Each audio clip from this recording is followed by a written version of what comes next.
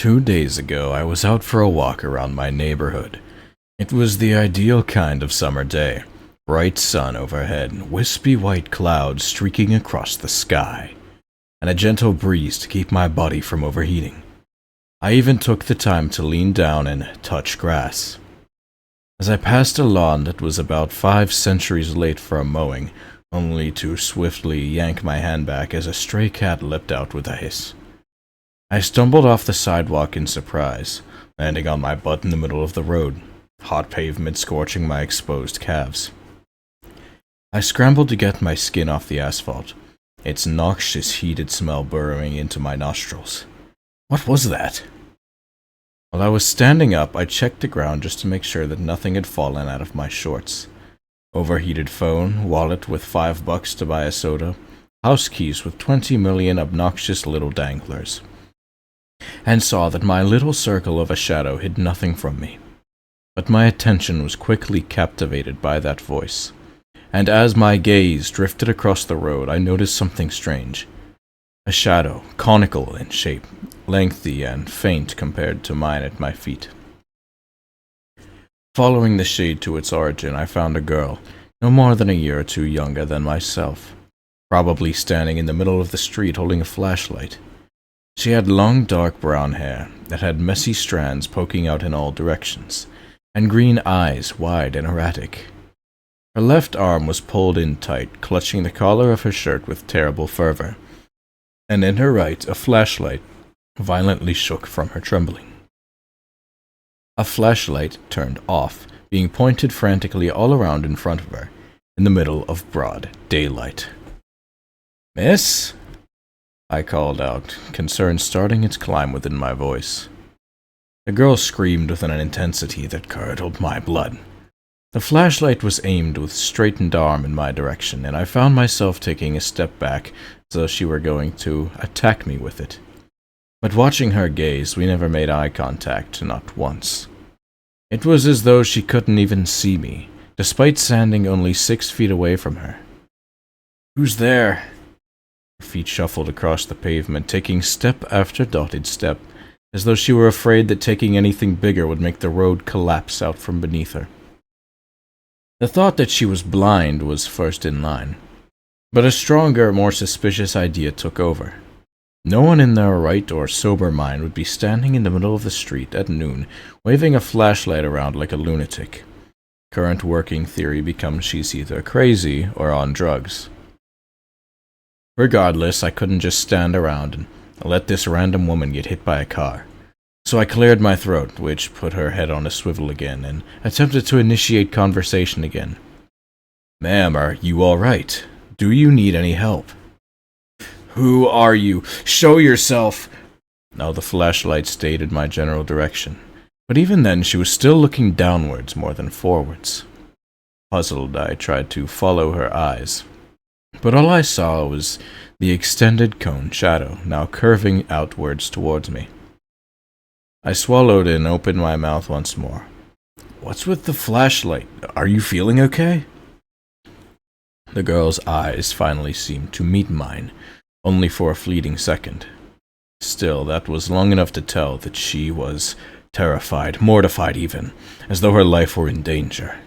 Technically it was, as long as she continued to stand in the middle of the street. She pulled the flashlight arm in closer, and the shadow on the ground moved with it. "What do you mean?" A sound, revving, rolling over the pavement, cutting wind, and faster than it should be in this neighborhood. She heard it too.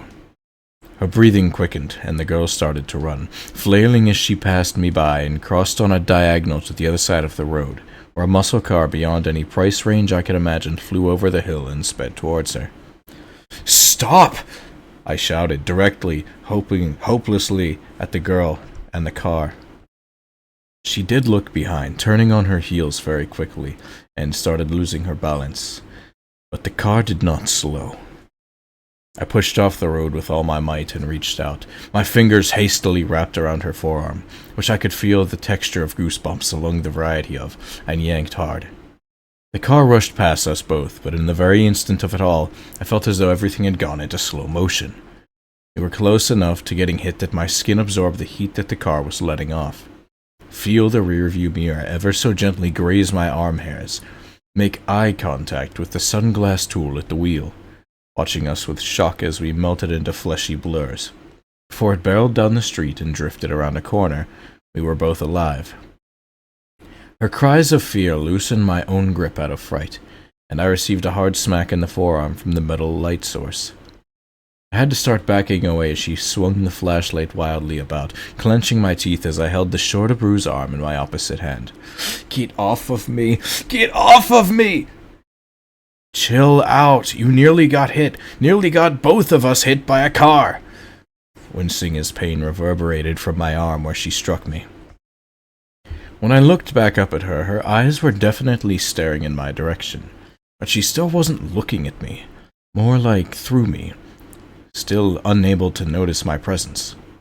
Nonetheless, my words seemed to calm her, if only a bit, and she looked as though she had something to say. "We're on a road?" I looked around for a hidden camera, expecting to be punked. When no one popped out of the tall grass, I turned back to her inside, throwing my arms upwards for a moment. Yeah, we're standing in the middle of the road right now. Are you, like, blind or something? I'm not trying to be insulting, I'm just actually asking. I'm not blind, but how can you see? What? The girl stood up straight, her eyes now focused squarely on my chest. Will you come a little closer? Are you gonna hit me with that flashlight again? Just, please, I can't see you. Please come out where I can see you. By this point, I was utterly confused. With the sun beaming down on my neck, I took a step forward. Slowly! Slowly! I get scared easily. Another sigh escaped my lips. I halved my natural walking distance, moving less than a foot per step. 8, 7, 6. When the toe of my shoe finally entered the conical shadow, I saw her visibly tense up for a moment. The terrible idea had started to weave itself into my brain, but the threads were too thin for me to consider it in any serious sense. I, to the very definition of slowly, stepped forward and fully stood in the faint shadow. Again, the girl jumped for a moment as I approached, but she was quick to calm and soon let out a deep breath. I was worried you were some kind of... I don't know. I'm just glad you're human. Seriously? How long have you been outside today? I was beginning to get frustrated. Only a few minutes here. She looked down, covering her mouth with a free hand, shoulders shaking as she tried not to cry. When she stood up, I could see the wet spot near her eyes where tears were wiped. The flashlight stayed aimed towards me the entire time. My stupid friends dared me to go into this old house. I thought I could show them up, but... I forced air out of my mouth around closed teeth, looking around awkwardly before offering a hand and introducing myself. She accepted it and shook back softly. Amanda, so do you... Her eyes suddenly widened and she began slapping her flashlight on its handle. No, don't go out, not now. The threads began to overlap. I looked at the ground. The shadow was fading and returning in rapid succession, until it finally faded and left Amanda sniffling. I was about to ask what the deal was with the flashlight again, but instead paused as she reached around in the air with her hand. Can you hold my hand, please? The smarter part of me was screaming to run. This wasn't my problem. I'd already stopped her from getting run over. With reluctance, I slowly held her by the wrist, which led her to hurry up beside me. She was gazing around with a great anxiousness, and the new idea of her being a kidnapping victim started to surface. Listen, is there a rundown house around here, like, really close by? I scrunched my face and turned around to point. The house whose lawn I'd been letting my fingers run through just before all this strangeness. Yeah, there's one literally right there. Amanda's eyes lit up. Please, can you lead me to it? Don't let go, just take me to that house. I can't see it from here. So she was just blind. Still. Don't you have someone you want me to call? Maybe a caretaker or a doctor or something? Amanda's eyes nearly found mine. She only reached my nose, but she gave me a very confused look. I don't know how you're doing it, but I literally can't see my own hand in front of my face. It's too dark. She demonstrated as such, waving the 5 digits between us. Too dark. Not wanting to argue anymore, and deciding that this condemned building was at least better than the middle of the street, I obliged, placing my other hand on her shoulder. I slowly led Amanda to the sidewalk, assuming she couldn't see either. I won her off the ledge, and she was quick to step up, thanking me. Onwards we went, shuffling down the cracked stone path to the front door. At some point she must have found her bearings and stepped forward on her own, and sliding around it until she found the door. Without hesitation, Amanda's hand threw itself for the knob, and on contact she gripped it with all her might and thrust the door open, which to my great surprise was not locked. She hurried inside the dimly lit hallway and began nervously laughing, shaking her arms out to let off energy, or so I assumed. Standing in the doorway, I bit my lower lip and scratched my head. So, are you all good now, or? Amanda turned towards me, finally meeting me eye to tearful eye, and sniffled before gingerly coming back. Actually, thank you for literally everything. Could I trouble you for one more thing? What's that? Will you come with me to see my friends, just as proof there's another side? They're literally waiting outside, just on the other side of the house. Just 2 seconds, that's all I'm asking for. If her friends were really there, then they needed to be told that she needs a checkup. Someone in her life that could actually do something, at least. Fine, 2 seconds, and then I'm gone. But I was keeping my guard up. Amanda cried again, nodding and pressing her palms together and lowering her head. I owe you everything. Come on, the door's right here. She pointed towards the end of the hall, where there seemed to be a back door to the patio. I followed along, watching corners from my peripheral vision in case some goon boyfriend of hers tried to jump me. As I approached the door, Amanda threw it wide open and laughed again, one of massive relief. And I could only stare. I could see one concrete step before everything started to fade into the deepest, most pitch-black nothing I had ever seen. Amanda waved into the darkness and took off sprinting, vanishing in an instant.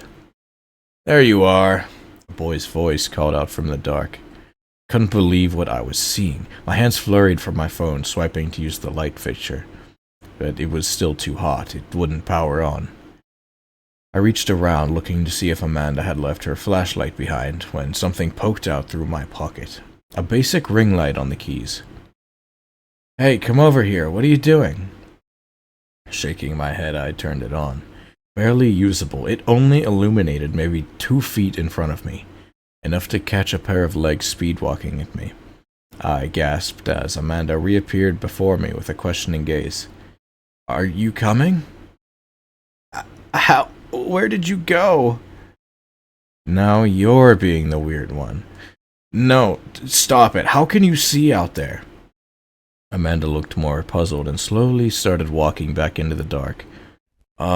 With my eyes? It's the middle of the day. Leaning my head outside, I glanced around. There was nothing that said midday to me. I could make out a few feet of the house's wall in either direction, and a path that led out to what looked like the edge of a sidewalk, but without leaving the doorway, I couldn't see any further. Amanda crossed her arms, seemingly annoyed. Hey, come meet them. We gotta prove it to them, or they won't believe us. But seriously, I can't see. A boy appeared beside her. He hopped up quickly to the same segment of stone Amanda was on. Can't what, other sider? You've gotta be kidding, Amy. I'm not, and you weren't there. It was awful. She gave the boy a decent shove, nearly sending him to the ground. This seemed to annoy him, because this next decision was to snatch the keys from my distracted hands and run off into the dark. Come on, come and get him then. Anthony! Amanda yelled at him. I impulsively leapt off the porch and straight forward, where I saw the jingling lights. As the lights spun around and around, it illuminated at least 3 more faces, all laughing at Anthony acting like an idiot. I nearly tripped on the curb as I stepped off the sidewalk, and the last bit of light I saw was the ring light being shown in my face, and then total darkness. He had pocketed the keys. "Give those back! I can't see anything!" I shouted, trying not to let it show that the dark was beginning to creep me out. In response, I heard the quiet shuffling of footsteps around me. I made a grab anywhere I could hear, but each time I only ended up with air. "Guys, knock it off!" Amanda yelled at them. "You're such assholes. First you make me go in there, and now—" I lost focus on Amanda's voice as I received a shove from behind suddenly. I stumbled forward and my heart plummeted to the depths of my stomach. So this is where it's going. "Yeah, John, hell yeah." Anthony's voice sounded off to my right. I gritted my teeth and swung a fist in that direction. It missed, but was answered with a very heavy, very hard punch into my shoulder. Tripping over my own 2 feet, I fell down, hitting the ground as hard as I couldn't tell where it was. As my wrist throbbed, I looked straight upwards.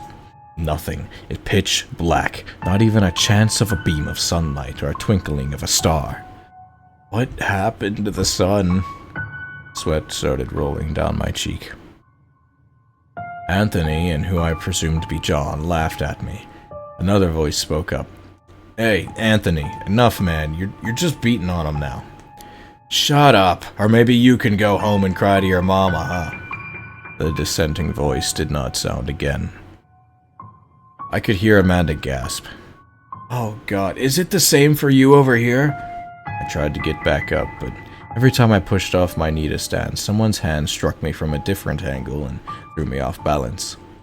A hand on my chest, 2 palms under my ribs, fingers dancing across my face, poking me in the eye. My toes being stomped upon by invisible boots, a punch into the gut.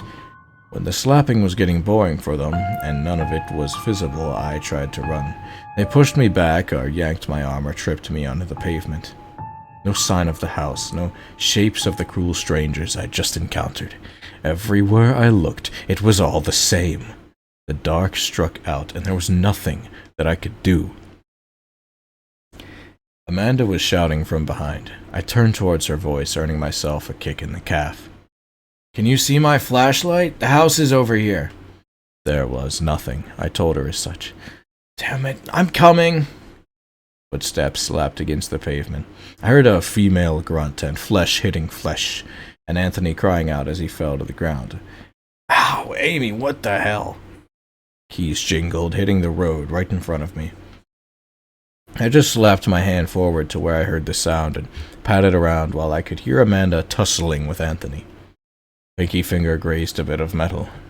I reached to the ground and grabbed a keychain from some trip I'd been on. Good enough. I dragged the keys back to me and quickly stood up, fumbling frantically but blindly to feel out which attachment was the ring light, just as I felt one more shove from behind. The silicone button sat beneath my thumb. I hit it and spun around, seeing my other attacker, John, having to wind down and with another punch he was gonna throw. My hands extended naturally as he fell forward in surprise. I pushed him to the pavement before flashing the light around more. There were 2 other boys just standing around kicking rocks, avoiding eye contact, and then there was Amanda, being thrown back by Anthony, who turned towards me and pointed. "John, let's get him!" I don't know where I went after that. I just ran. Amanda was calling my name, and I could hear Anthony shouting at her to get off of him. But John was still hot on my heels, I think. When my toes blasted into a curb I could not see, I fell forward on the sidewalk, only for him to catch my ankle. I kicked back without looking and felt the heel of my shoe push on something soft, with John howling in pain. I painfully picked myself up and kept moving. Anthony's voice rang out. "Come on, we were just messing with you. You don't have to be such a prick about it." A hard shoulder bump in the side of a house. A shin into a lawn ornament. I only learned what was hurting myself on after hitting them and giving them a quick spotlight with the ring light. Just as I spotted the perfect hiding spot, The ring light began to flicker. Their voices drew closer. I dropped to the ground and crawled straight forwards. My ring light grew dim, then burned out. It was only a cheap little thing after all. I hurried through the grass, a left side of my face being scraped by the branches of a bush I thought I had avoided. The voices were still approaching. My hand hit the old wood wall of an open shed, and feeling around, I found the open hole that was the entrance before scrambling inside and holding my breath. 2 sets of footsteps followed by John and Anthony's bickering. I dared not let out a single puff of air. I didn't even blink, regardless of being blind in this dark, out of fear that they'd hear the smacking of my eyelids. Eventually, they left. I didn't dare to come out, though, not at least for another half an hour. Or so it felt like. When I finally built up the courage to act, I slowly reached for my last chance of light. I powered on my phone, only for it to die again right away. Despite it being eternal night, it was still hot as hell in here. But that phone was my only lifeline. Powering it on and off repeatedly, I was able to make out a vague path before me and slowly made my way back to the road before it stopped turning on at all. It was too much open to walk. If I tried, I was liable to walk in circles with nothing to touch and guide myself there. And at any moment, if this was the same as Amanda had to deal with, there was a chance a car I would never see coming could roll up and hit me. I had to crawl, and with haste. My hands and knees burned against the umbral floor as I wandered towards where my memory told me the house's back door was. My heart pounded against my sweat-laden t-shirt, but I was determined to find My fingers slammed into the curb. I hurried onto the sidewalk, keeping one hand along the curb. I felt something sticky and smelly squish under my palm, and I had to call upon every ounce of willpower not to stop and vomit right there from the smell of shit. I just pressed on, feeling out on the right side for where the lawn stopped and stone pathway began. Hands grabbed onto my shoulders and I froze. They had found me. I felt wind against my ear, the breath of one of those kids. A whisper escapes and my heart bungee jumps in despair. Once I understand the words, I stand and let the hands turn me around before pushing me back the way I came. A few moments later, I was being guided up the stony steps and the door out was before me. Amanda slowly pulled it open, trying not to make a sound that would attract the others presumably. "I'm so sorry for all of this." I just ran inside and through the house, staying as silent as the night should be.